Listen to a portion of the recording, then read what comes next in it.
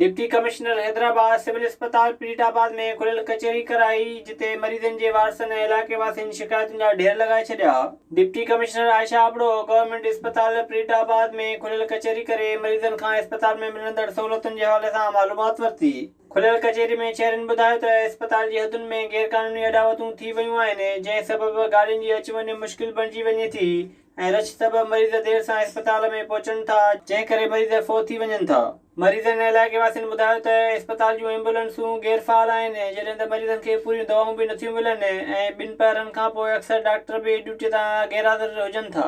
उन मौक़े ते डिप्टी कमिश्नर हैदराबाद आयशा आबड़ो अस्पताल जी इंतज़ामिया खे हिदायत कई त मरीज़नि सां रवैये में बहितरी आंदी वञे ऐं मरीज़नि खे इलाज जूं मयारी सहूलियतूं फराहम कयूं वञनि त जीअं लियाकत मेडिकल अस्पताल तां मरीज़नि जी रश खे घटाए सघिजे। विज़िट कयो अवामी आवाज़ मीडिया ग्रुप जी वेबसाइट awamiawaz.pk।